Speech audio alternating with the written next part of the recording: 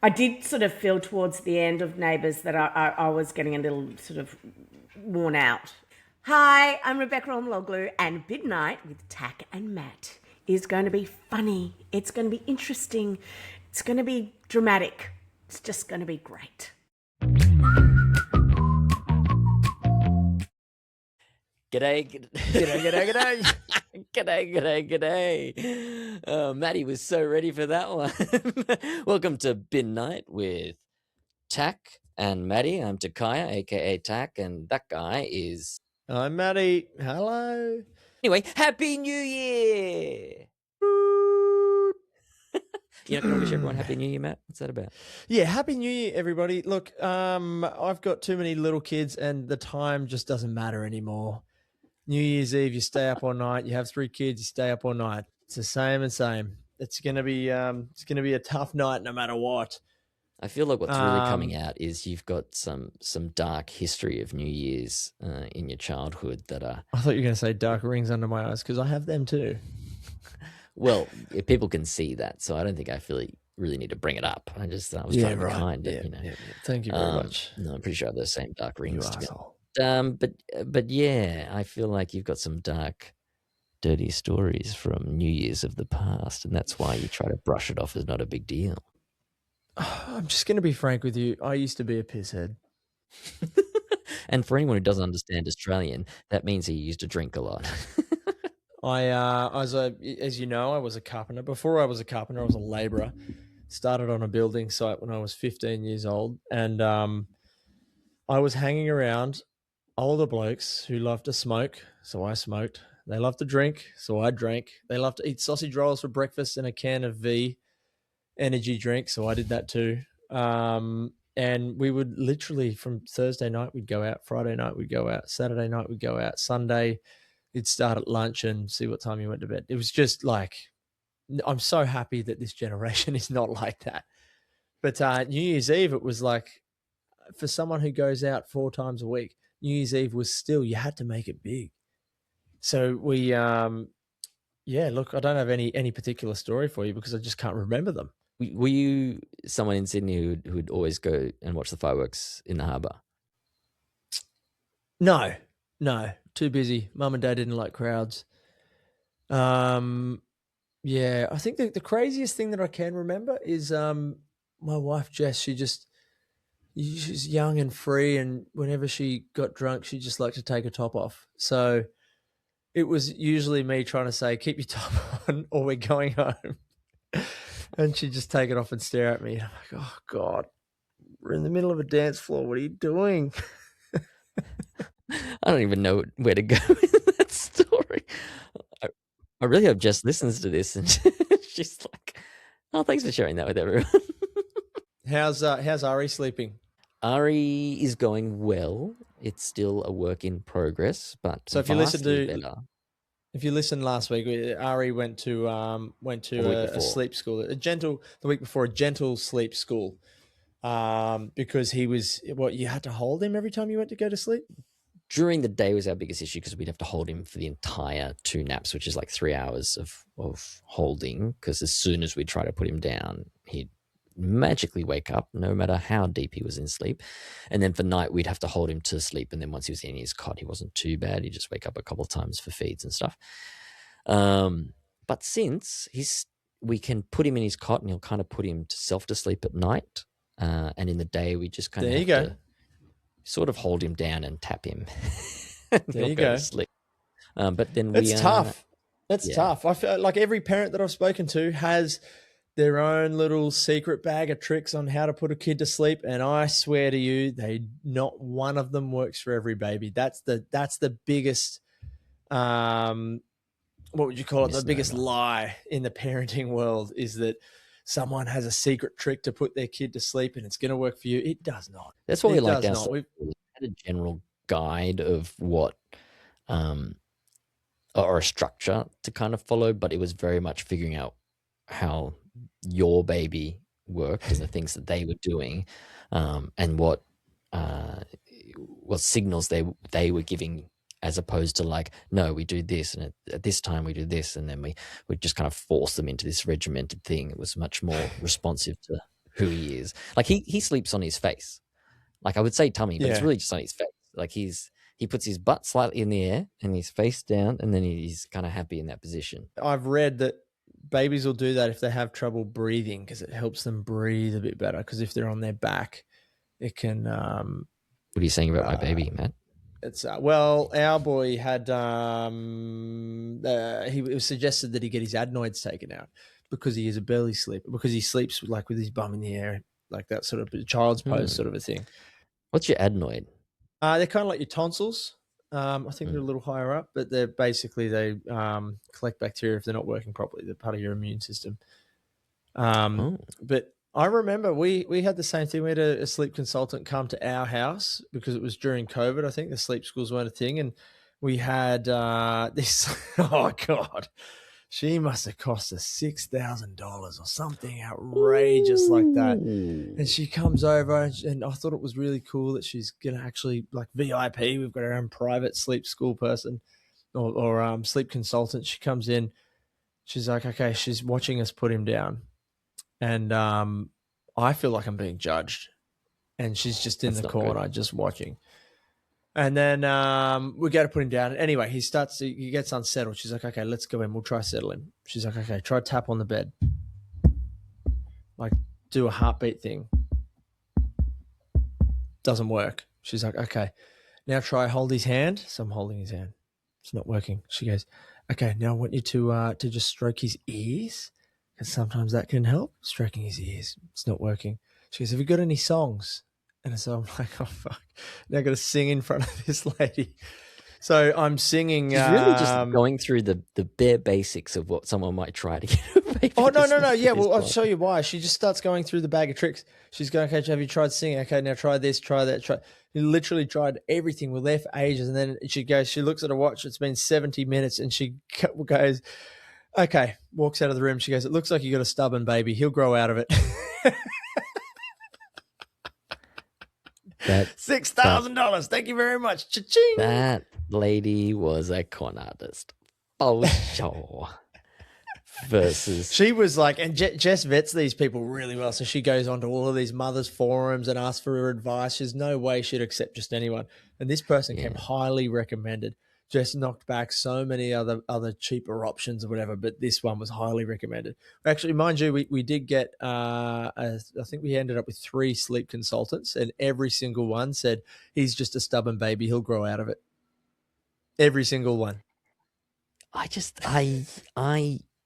he did. He grew out of it not long after that. But we did take some of those tricks and we used them for the second kid, and we used them from the get-go. And for that reason, I think he is a really, really good sleeper because we did it really early. I think we got in there too late with the other one. But then what happened with the newest one? The new one, oh, she's a little girl. She's my little baby. She's my little darling. She can have whatever she wants. If she wants me to get... Last night I was up for so long. I was so tired. Walking around, just holding it.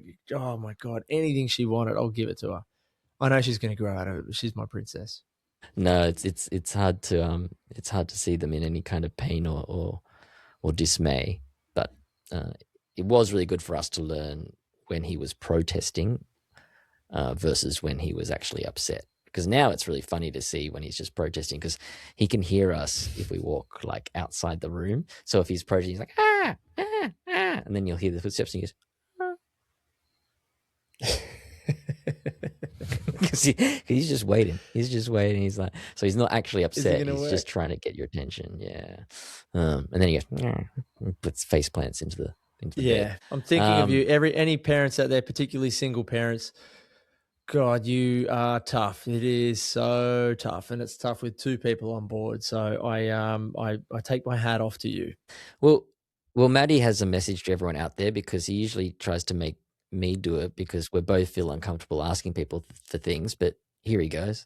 Yeah, okay. Look, I'm tired and I'm hungry and I need money to feed my ever-growing family. So please find the like, follow, or subscribe button on whatever platform you're listening on, and give us a follow, share everybody, because it is going to help pay my mortgage. It doesn't actually give us No, it doesn't- directly any doesn't money. do You don't. It doesn't cost you anything. It's completely 100% free for you.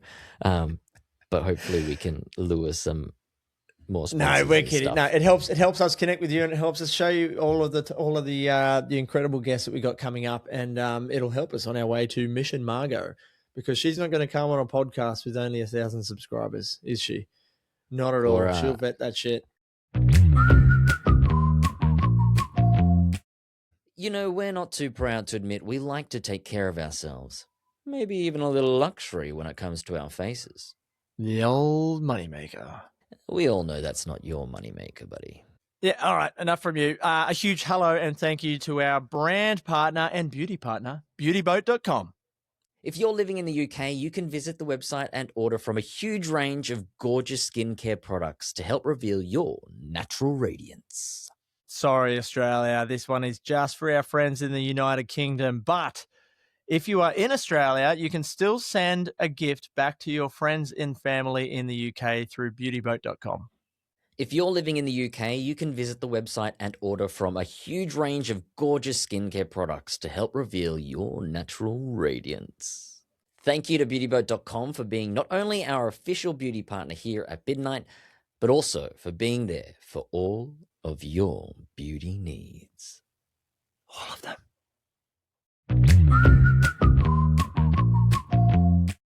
But who's our guest today, Mr. Matty Wilson? Oh my goodness, we have one of Neighbours' biggest pests. She is going to kill me for saying that too. You already know who we got. We got Bek Elmaloglou. She's one of our dearest friends, and always brings the sunshine to the set. She's absolutely hilarious. She walks this fine line of being a professional actor that has had one of the longest careers of any other actor in Australia, but she still gives you the idea that she doesn't take it seriously, and you're just like, how are you focusing? Because everything is just a joke to her on set. She makes everyone laugh. She never remembers her lines. She's going to kill me for that too. Never remembers her lines, but an absolute treat to work with. And we love her and adore her so much. This is Bek Elmaloglou for the win. Oh, now just so you know, it's Yep. Elmaloglou. I'll say it however I want to say it. Elmaloglou, not Elmaloglou. No, it is Elmaloglou. Elmaloglou. But anyway, Happy New Year! Happy New Year. I think Bek is somewhere nursing a hangover. Would that be right? 100%. What's a New Year's usually for you? New Beck? Year's is, look, to be honest, it's actually normally quite quiet. But there's still a hangover. Yeah, what's quiet for you, Beck? I'm not sure if everyone's quiet is quite the same. Yeah, no. Look, it's just quiet. It's low key. You know, friends, family. It's just no big parties or anything. Everyone has their own level of hangover, though. Everyone always. There's some people who go, "Oh God, I had 2 drinks and a block of chocolate last night. I am cooked." Oh, and there's God, other people who no. say, "Well, I went to bed before 4 a.m." I think that's Yeah, you, Bek. that's early for me. There we go. A party girl. I'm a party girl from way back. You guys know that. I'm starting to very slowly grow out of it, though. I'm not. I don't cope quite as well as I used to. If that's only kicking in now, Beck, you have done so well, let's be honest. Now, this house behind you looks incredible. I don't think I've been to this house. Is this the new place that you guys moved to? No, this is just a rental. No. Oh. Well, it Just is. No, a we're rental. renting this place. But we've got our place that's been built at the moment, which I think we'll be moving into after New Year. So you're staying in Melbourne? Yeah, we're staying in Melbourne. love it. I made a promise to my son that if Neighbours finished, we would still stay in Melbourne until he finishes school. But it looks like we'll probably stay here for even longer than that. Yeah, look, last time, as you know, we moved up to Bellingen. But this time round, Yeah, I just think we'll stay for an indefinite period and, just commute up and down to Bellingen. Can we talk about Kai? Are we allowed to talk about Kai? Yeah, we can talk about Kai. Bek, I got to say, one of the things that I love most about you is your relationship with Kai. Kai is Bek's son. How old is he now? He's 17 now. He's 17. So I've known him since he was like 6 or 7 years old, and his voice was so squeaky. It was always so squeaky, and I've just seen him grow up into this man. Anymore. He's and he started driving now. Well, he's got his L's. So of course he wants to drive everywhere, which is awesome. But he's actually a really good driver. We have our moments. So Kane taught him then? We kind of both. Well, funny. No, we kind of both have. But the other day we were in a very busy car park, and I had a bit of a meltdown and made him brake very hard and get out, and I took over driving. But no, he's amazing, and look, he's so mature and so much more grown up than me. Well, that's the question, isn't it, Bek? Because yeah. obviously Matt and I are on our early dad paths at the moment. How did you, of all people, create such a well-balanced, mature young man as Kai? I know, it's really quite bizarre. Look, he certainly takes more after his dad than he does me. And in fact, the other day they were just talking about, thank God he takes after his dad's music sense. Because, he would be really sad if he took after mine. Look, I'm just a top 40s girl, I like the, bit of pop here and there. Whereas he's got quite a deep, they're both into, well, he's now taken up music, and he found his passion. I tried to get him into acting. I tried. I was the stage mother from hell. And I probably pushed him a little too hard, to the point of he's not acting anymore. And, but he's found his calling in music, which is actually really amazing, as Kane's a muso. So in this next house, we've got a studio, so they're going to be playing music. But yeah, his music taste is quite phenomenal, and he's even teaching my husband, how to read music and the theory of music. So he's pretty clever. How did you go balancing acting and parenting? Because that's something that, looking into the future of the difficulties of that, like what helped you really? Look, I was really lucky that when I got Neighbours, and we moved down here, it was 2013. Kai was only, 4 or 5. And we were lucky enough to be in the position that Kane could stay at home majority of the time with Kai. And Kane's always been very hands-on dad, as well as still working, but we just somehow managed it. But by saying that, he's an only child, so it's not like we had 2 or 3, it wasn't... The chaos of the Wilson household is... Yeah. That's all right, you could say it. Matt, I'll just look at you and I just go, oh my God. A, you're crazy. B, you're amazing. You knew me before I had kids. Incredible. It's incredible. You knew me before I had kids, and not one warning came from you. Not one warning. I was going to hell. But I knew that you were going to be amazing. Yeah. I just think 1 kid, sure. 2 kids, 3 kids, you're just crazy. But it's okay. No, look, I watch you, Matt, and you're a natural, and you're amazing, and so are you, Tak. It's been gorgeous watching you guys start your families. I'm going to write this down one sec. Yeah, look, by saying that, I've got an only child. I couldn't have got another one. And you've got to come and meet Ari too. You haven't done that yet. No, I have, but very briefly on the street. Oh, this is awkward. When was that? This We're is picking you awkward. up.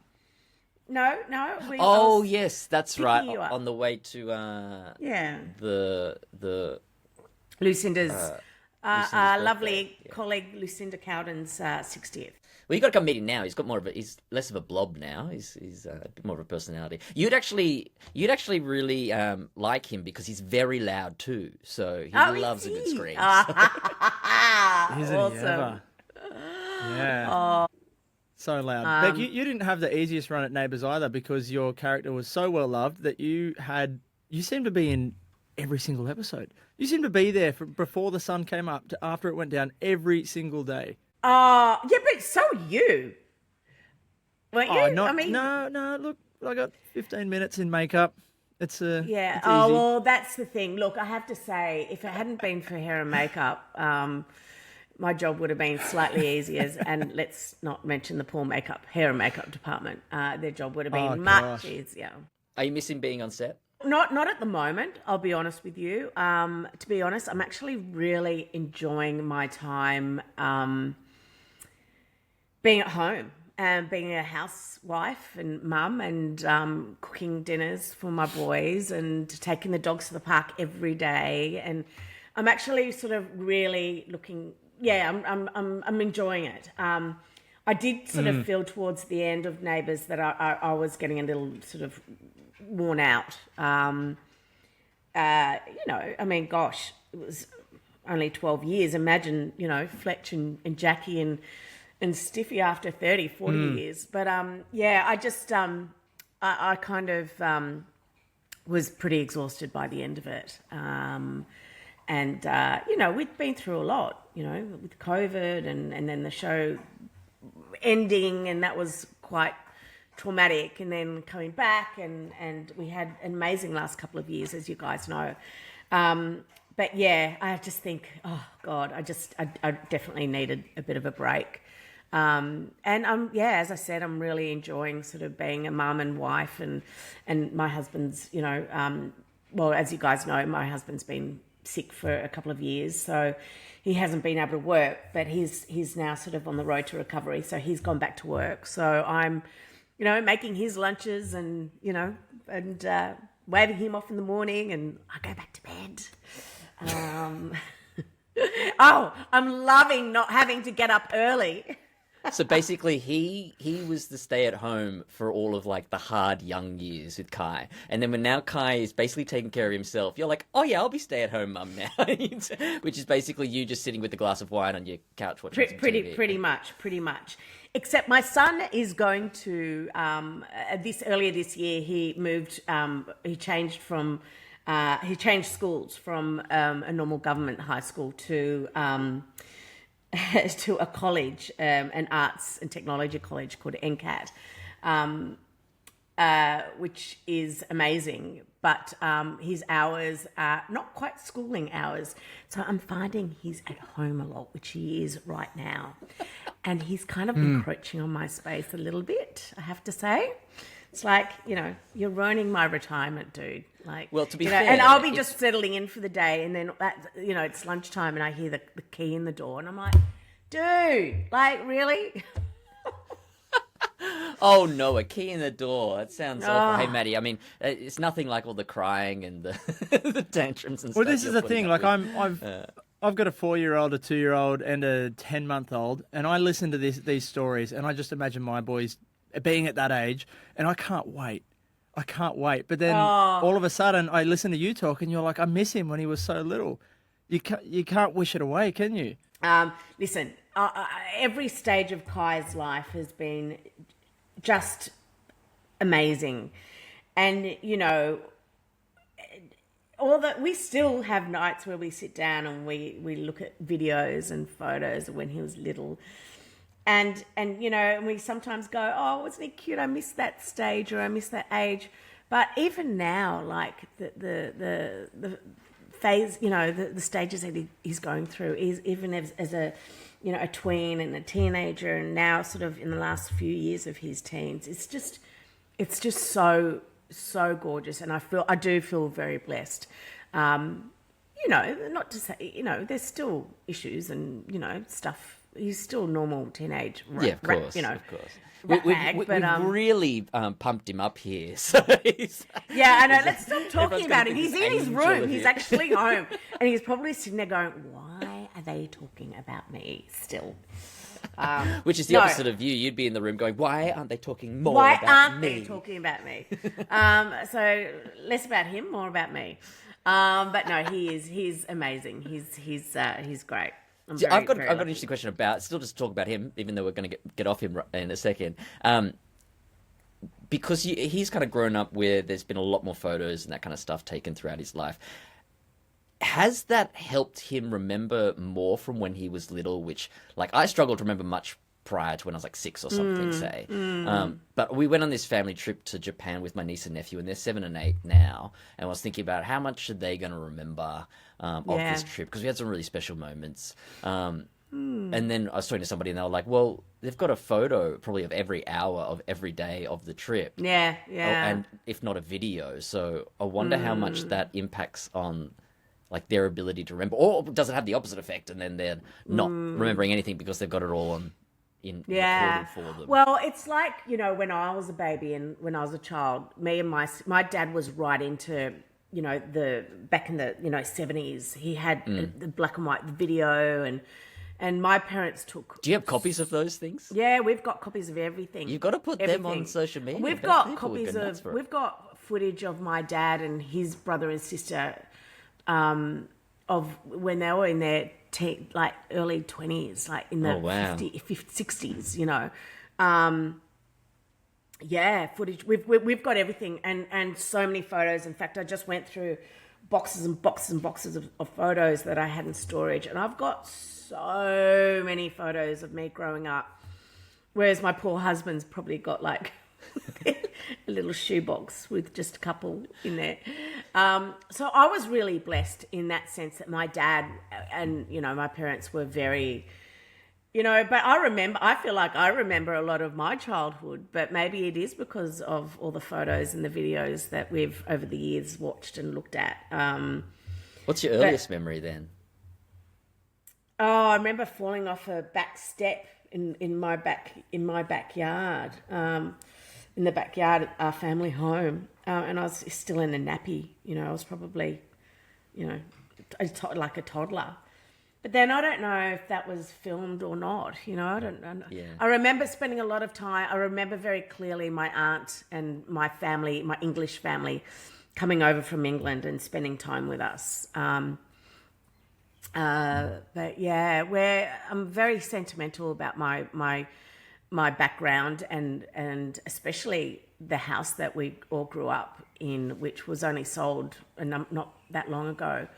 And it was funny, my brother and I went there in Sydney. This is in Sydney not long ago, and we were visiting our neighbours, and I was like looking over the fence, trying to look in, and it was just so weird. And apparently they're knocking it down, but I get so emotional thinking about that house because it's just seen so much, and it was really sad selling it, but yeah, and now my father's passed away, so there's even more of an attachment to that. But yeah, I was really lucky. I totally get that. I totally get it, because I sometimes, like, I crave when I'm in Sydney to go and do drive-bys of the houses I grew up in, just to see, like, what did they change? How does that tree look now? I was going to knock on planted the that door. thing, Yeah. I was going to knock on the door and ask if we could, because I think there were just people renting it. And then we ran out of time, and I kind of was just like, I don't know if I really want to do that. But yeah, I've got a video of me. I was the last one there to lock it up when all the removalists had gone. Everyone had left, and I filmed me walking around the house and then going to the front door and shutting it and locking it and then bursting into tears. And, it was so weird. It's a strange life, isn't it? Yeah. Well, speaking of tears, I heard you and Stiffy had the final scene shot for the show. And how did you guys? Because I remember filming in 2022 when we finished and we were in the Kennedys. I didn't have any lines, but I was struggling not to cry through the scene. How did you go keeping it together? Look, I think this time round it was very different. And I remember that scene in the Kennedys, and there was so many of us, and it was Yeah, that was. I mean, that was.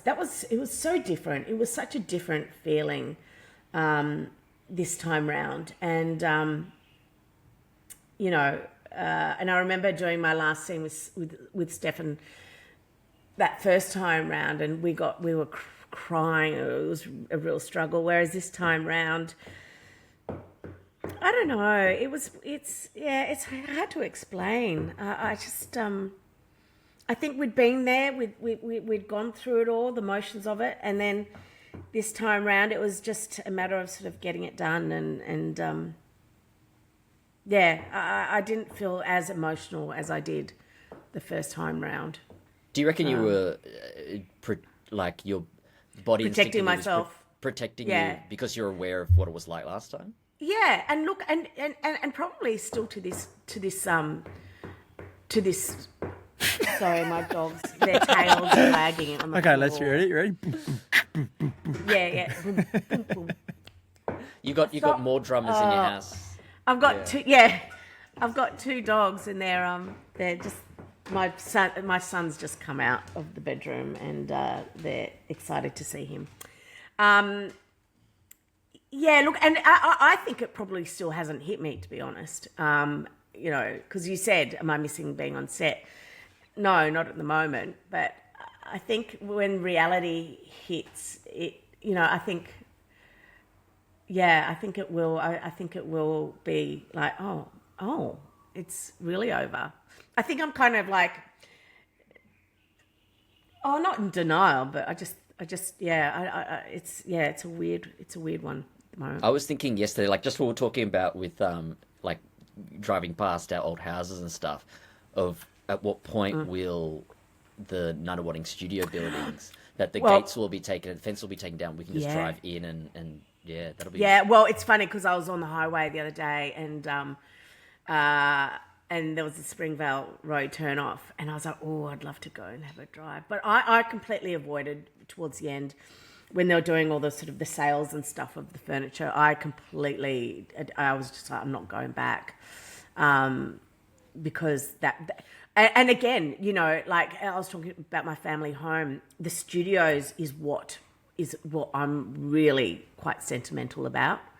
The place, and just knowing that the backlots and the Lassiters complex is all going to be knocked down. To me, that really that kills me. But I ended up, as you probably can see, that couch with the guitar on it is actually from the Kennedy's house. You didn't. How? Did. Was this a sneaky or was And this I've got the prearranged? other one in storage. I've got the other one in storage, which we're waiting until I move into my new house. What, you got two couches from set? Yeah, we've got the Kennedy's couches. What do you know about the producers that they don't want coming out? How did you get furniture as big as couches from the set? I got quite a few things, actually. Keep going. I stole a lot. I did steal a lot. Not the coffee Well, I remember the pods. first time you stole a bunch of plants, and then this time they caught you, like paparazzi got you cutting plants out of the set. No, I was caught like running across the road with like these baskets and stuff with the paps. Look, I did steal a few things. I won't lie, but I did not steal the coffee pods, which on the Monday after we wrapped, they started their next production, and they all went to make their coffees, and somebody had cleared out all the coffee pods, like even the decaf coffee pods, and apparently all hell broke loose.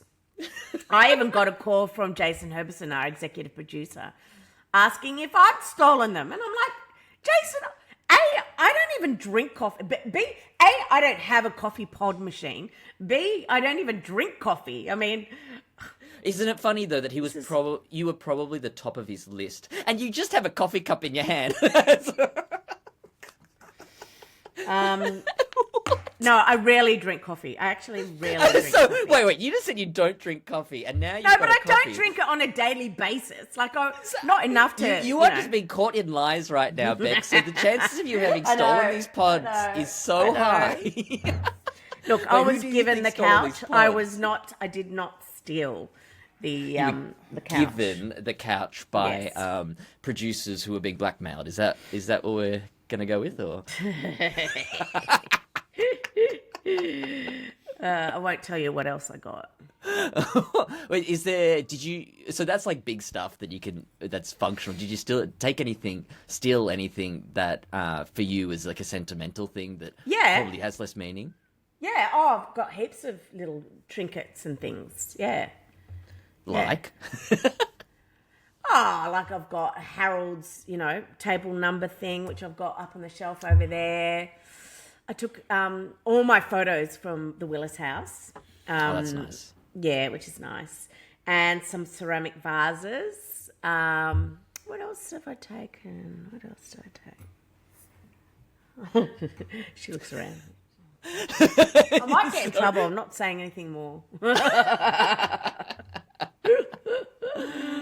No, I love it. I love it. And while Matty's, having his connection issues, what was the worst thing about working with Matt Wilson? Nothing. Well, the thing is, Matt and I actually didn't, and the same with you. We actually didn't work a lot together, did we? Like we didn't. No, I mean, which was kind of weird because you'd think that because of Paul, we'd have had more. You worked more with my brother when you had your little fling, and he had his moment at the gate, his Stella moment. Yeah, Terese. Don't ever bring that up in front of Tim. He hates it. It was amazing. I loved it. Yeah, no, I know. Yeah, we didn't really sort of get to work with each other a lot. But I just Matt's positive attitude and just it's so annoying, isn't it? It's so annoying. But I feel like we were really, really quite lucky with the cast. Well, in my time there, bar one or two. Oh, no, I'm joking. Do tell. No, I'm joking.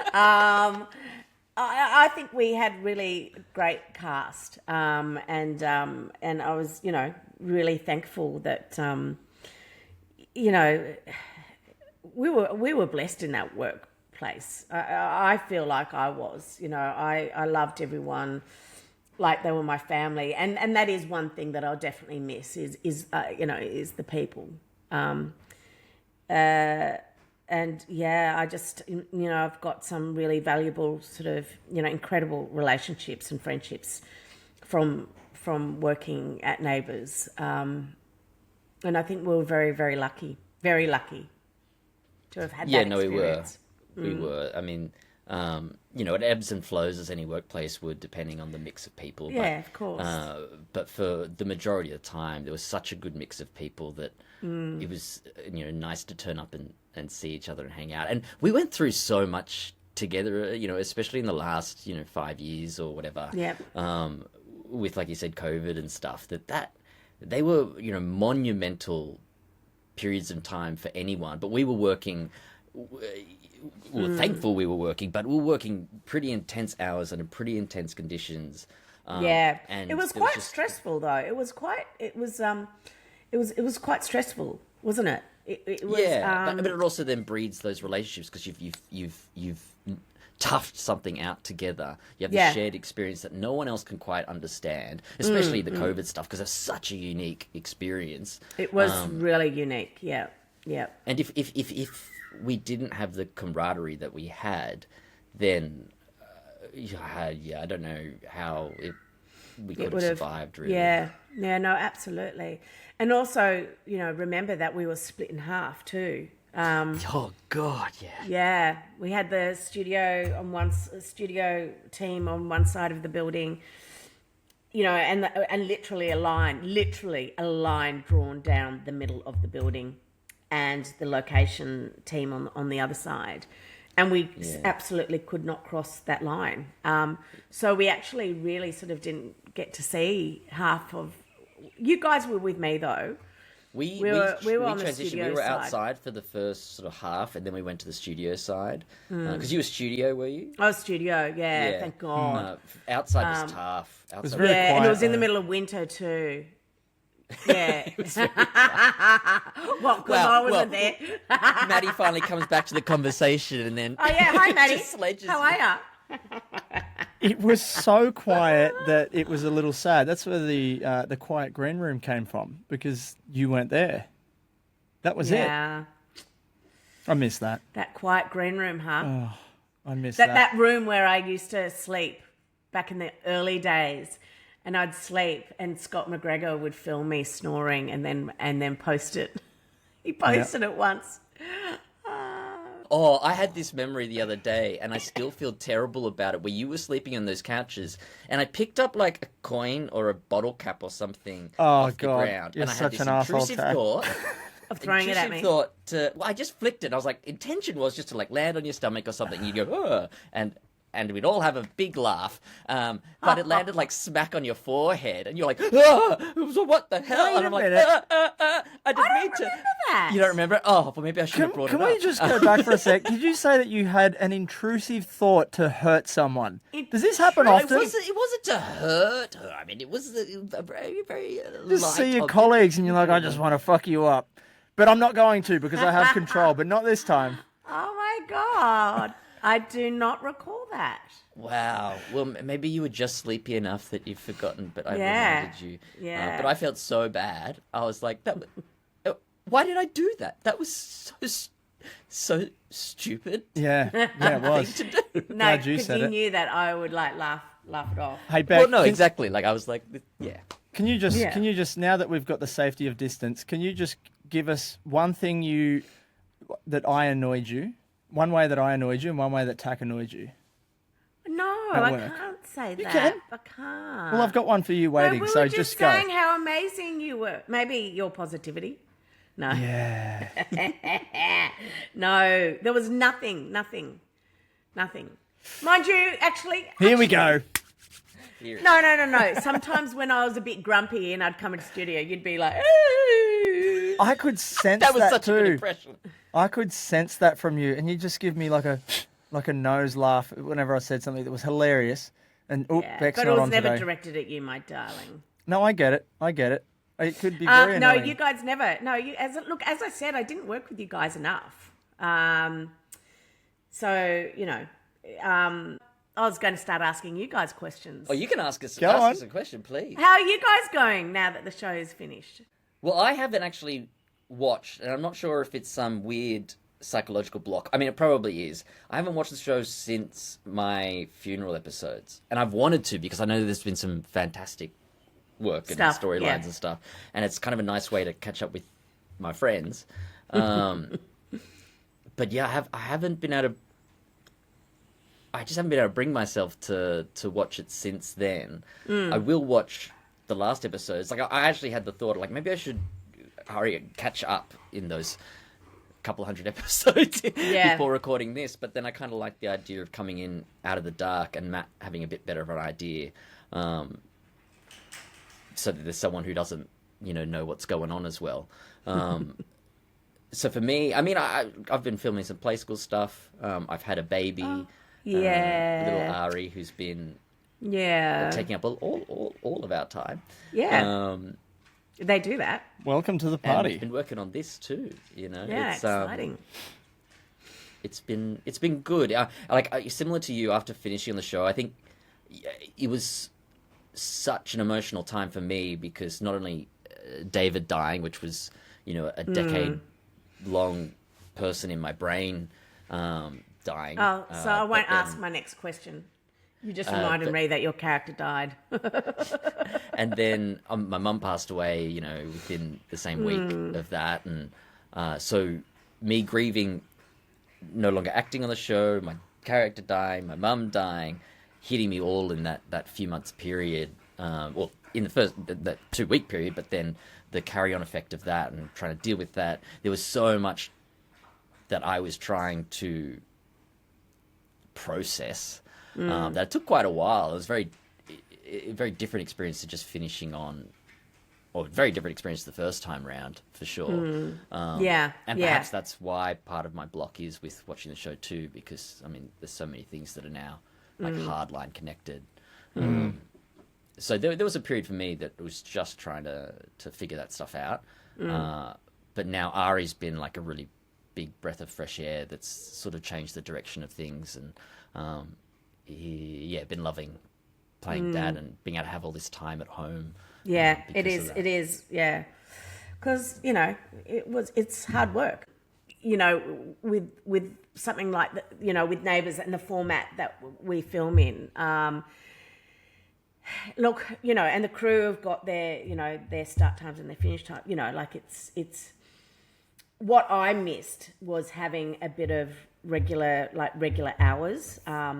Structure. And having a routine structure. I think that's what I really, really struggled with over the years, is having different hours every day. I think that really, I think especially for a woman of my age going into menopause, like perimenopause and all that sort of thing, and hormones and stuff, as far as sleep, diet, exercise, which are, let's face it, the three.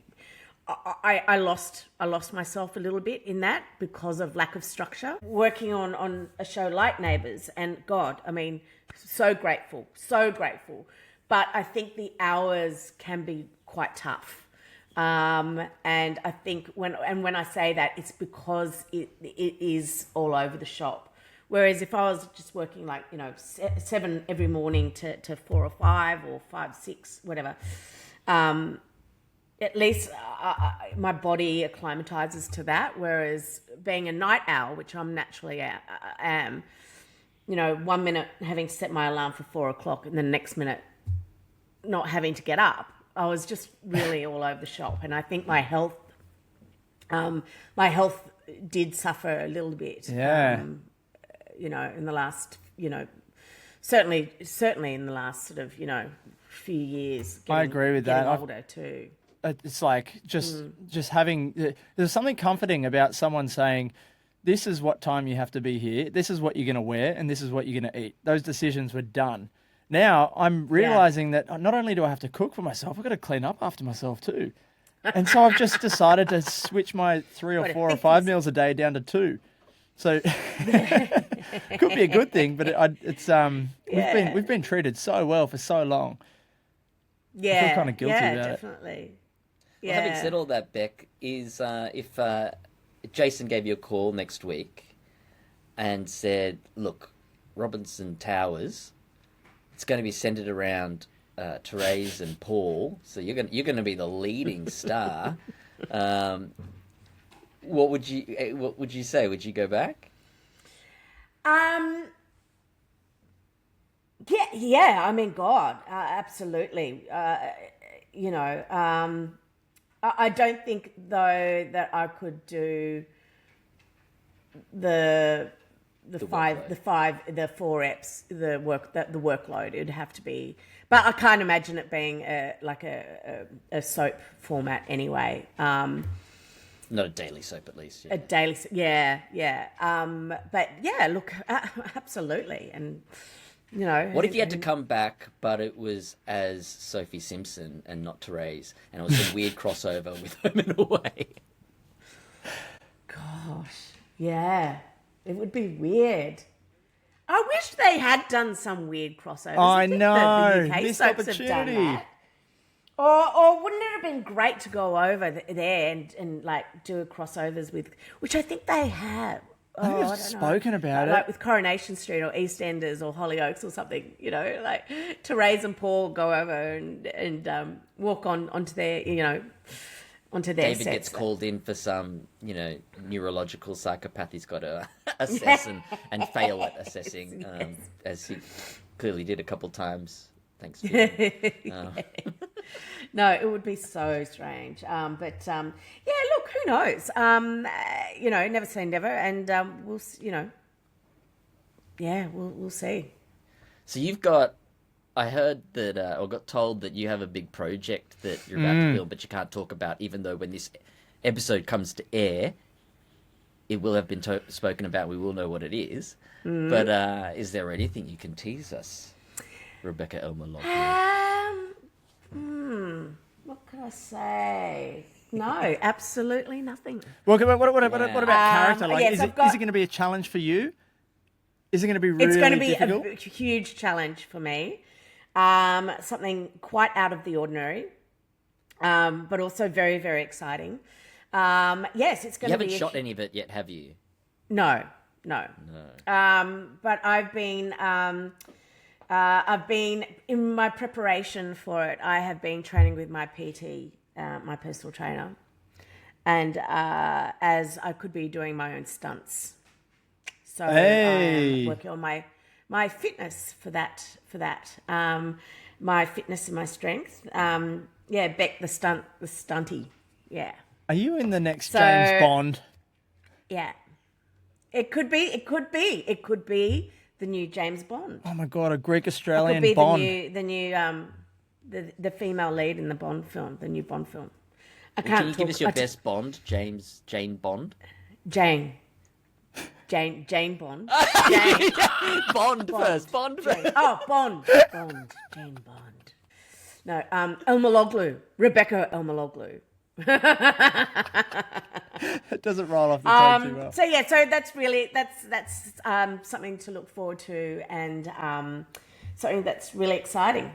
That's happening. Bek, I really hope that I get to work with you again, because I feel like that's the light in my life that is now out, well, temporarily. Anyway. And you know what? You know what they say? They say like you can create your own luck. You can create your own work. We're all talented minds. Yes. Why don't we write something? Why don't we write the crossover that everyone's been asking for? Let's do it. Yeah. Well, I already came up with the idea. I can't remember what I called it. No, it was about people making a soap opera. Yeah. Oh, behind the scenes. Yeah. Yeah. Because, I mean, we're the best people to write that stuff, because really the drama is The drama is behind the us. scenes. The drama is us behind the scenes. Oh my God. I was pushing for when we were trying to figure out ways for the show to finance itself, to create a second show that was a reality show about the behind the scenes, because you're double dipping. Everybody's already there. You're just a second camera crew. Just shoot some interviews. And, I mean, some of the worst days at work, which became the most memorable, were just weird things that would make good content like that. Like I remember there was a girl who one day we came into work and there was posters up of this girl and everyone's saying, watch out for her, she's trying to break into the grounds. Apparently she was on the show decades ago, and when the show got picked up again, she was like, where's my money? These producers have ruined my life, or something to that effect. And she'd broken onto the grounds and tried to get in, and all of a sudden everyone's freaking out going, is it you? She's wearing sunnies, take your sunnies off. That was one. That could be an episode. Then I there was remember that. Yeah, and there was another one where Tak was sitting at his desk in the green room one day and maggots started falling onto his scripts. Oh, I remember that, yeah. That was nice. I remembered the name of the show. It's called How to Make Soap. Oh, How to Make great. Soap. Oh, that's very clever.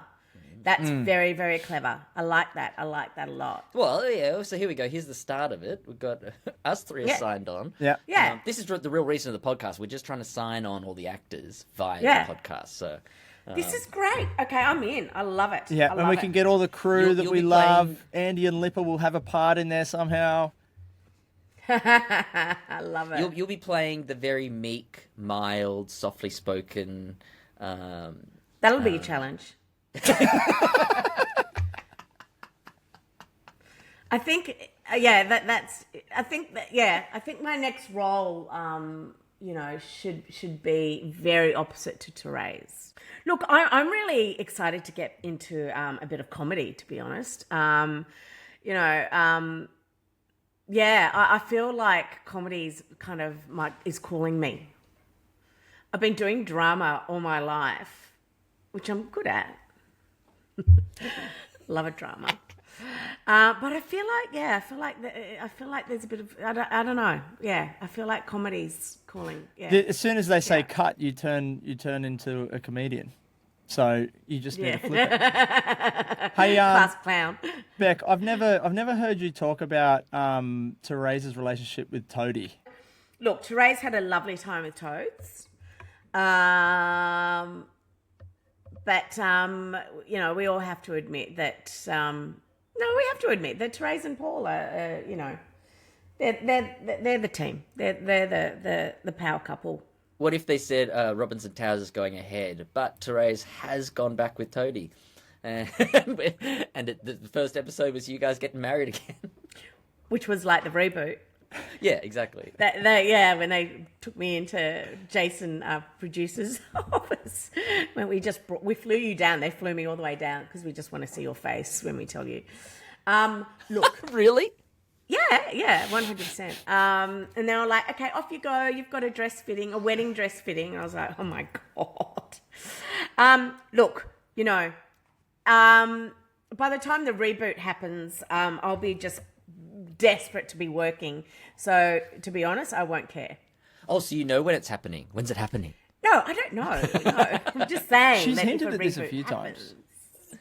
No, just But if there was to be a reboot, it wouldn't happen, within the next 6 months. But further down the track, I'll be desperate to get back on set and start working again in that capacity. So I Bring in more comedy. Yeah, that'd be fun. Bring more comedy like you did in the Robinson Roundup. Oh God. yes. If you were to do a reality show, Bek, what reality show would you be interested in doing?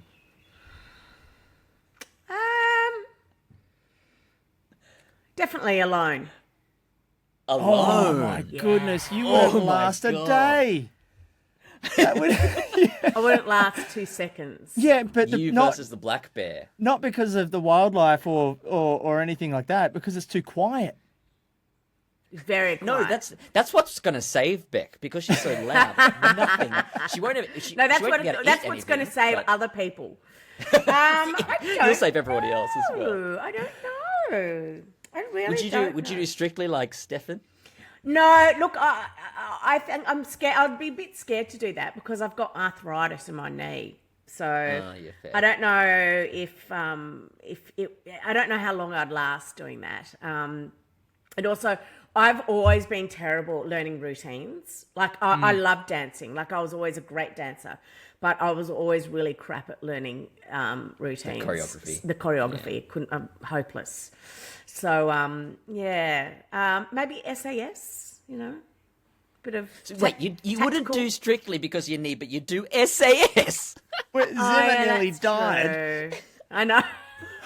Oh, Yeah. Bek, you are a wonderful, beautiful person who I once said, and I can't remember if I've said this to you before, but I said that you reminded me of my mum, which you were taken aback about a bit because I think that I remember that. you might have thought my mum at that time, who had progressed in her disease and stuff, but no, you reminded me of my mum back when my mum was the vibrant person she was, because she was equally this wonderful pocket rocket with a massive laugh who entered a room, and even though she was the smallest, would fill the room the most. And is such a wonderful spirit to be around. So we were so glad when you said yes to coming on the pod.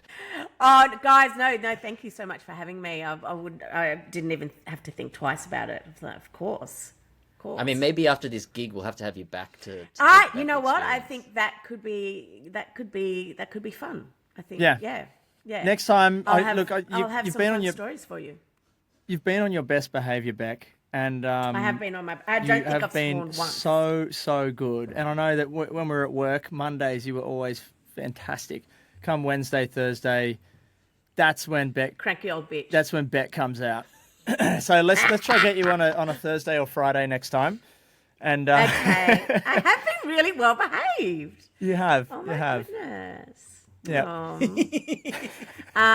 But yes, no, definitely, I'd be more than happy to come back and have a chat to you.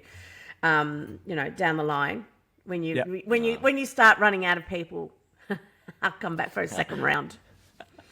Thank you so much, Bek. We love you, Bek, and thank you We very love you. much. Love you guys. Love you. Can't wait to see the next gig. Mwah. Ciao.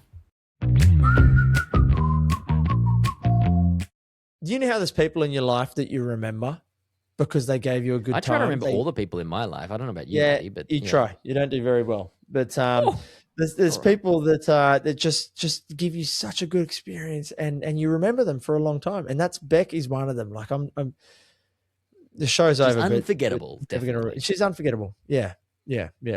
Tak? As I said, she reminds me of my mum when I was growing up, and It could be taken as an insult. yeah, but she won't take. We discussed it on the podcast, Matty. It's fine.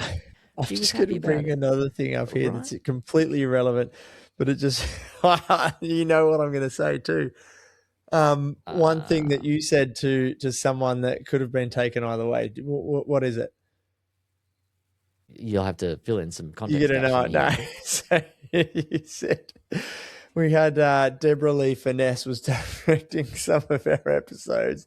The first time we meet her, this is Deborah Lee Finesse. Like, we're both starstruck. And she walks into the room and Tak says, "Oh, what's that perfume? Is that what did you say?" He said something like, "Oh, it smells like candy."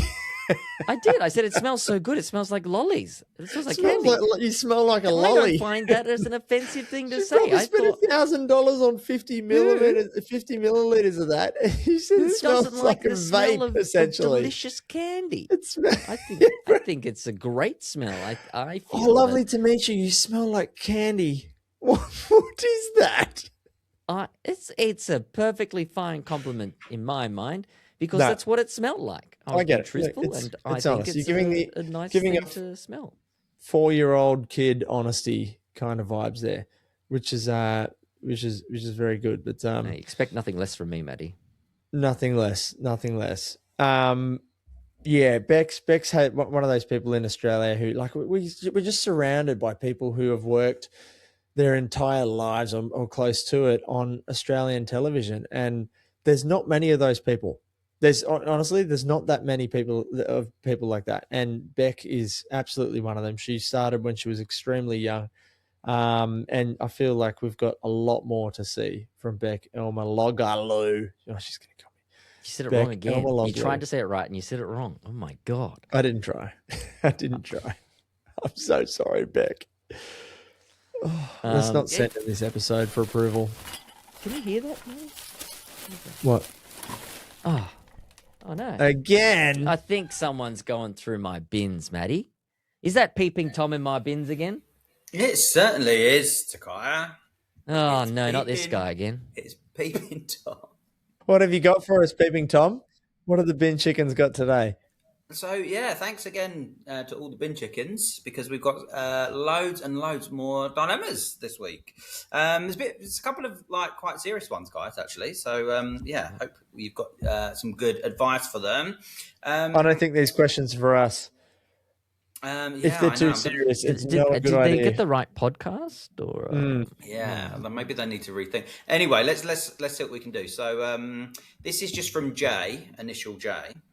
Dear Tak and Matty. not JJ? Not JJ, no. I've always known that I was gay. If I'm honest, I was watching Aaron and David's wedding and their subsequent love story, and that really helped me to come to terms with my sexuality. However, my dad is very religious and quite homophobic. He's also been diagnosed with a terminal illness, and now I'm torn. I don't know whether to tell him before he dies or not.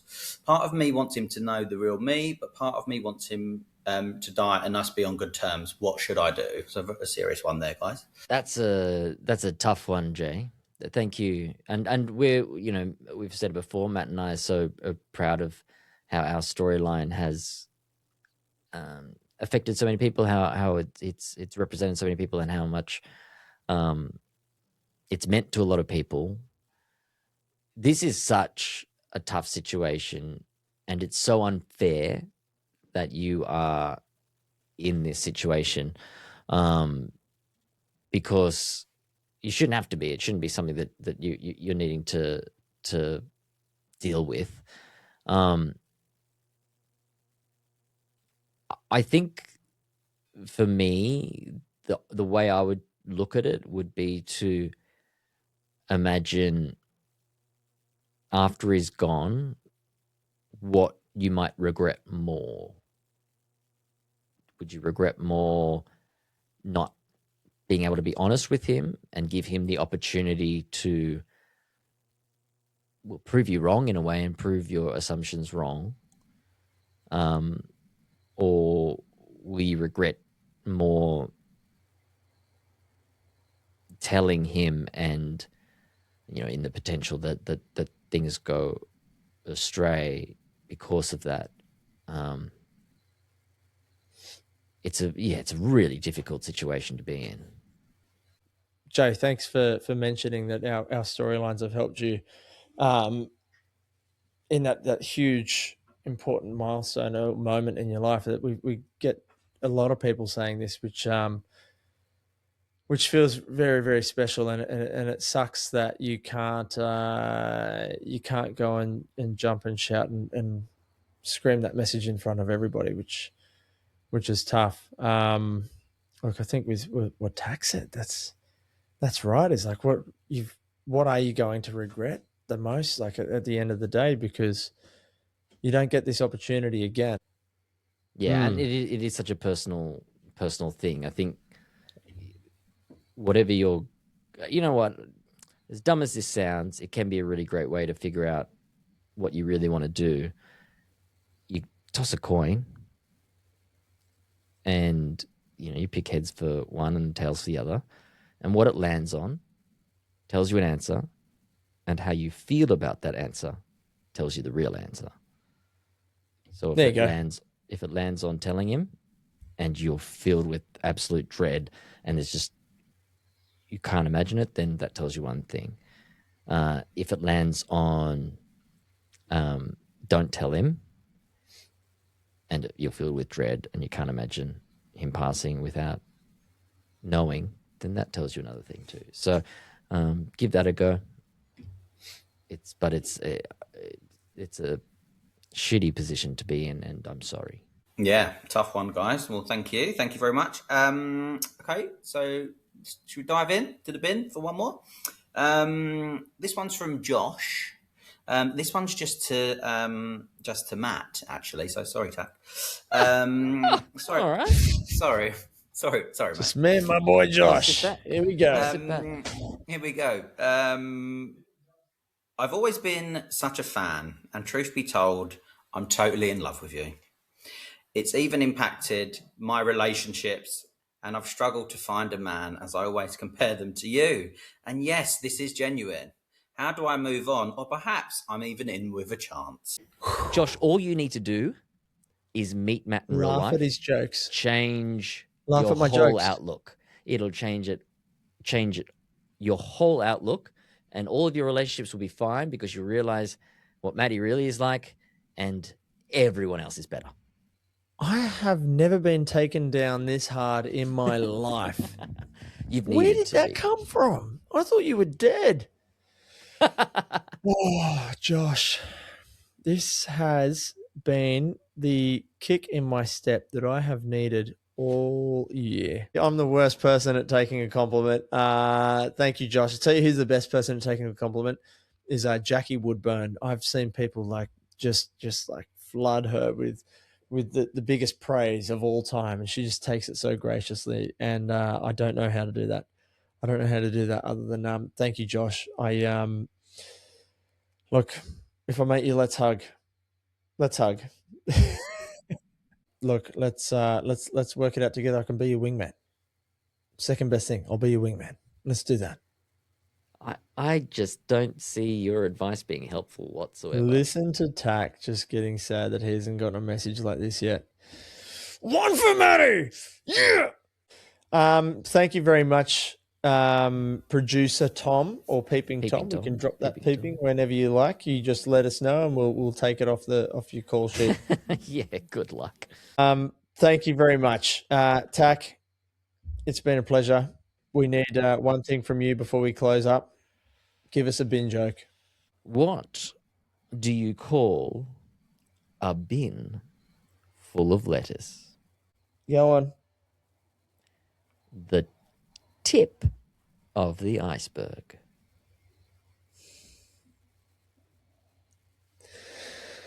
See you next midnight. See ya.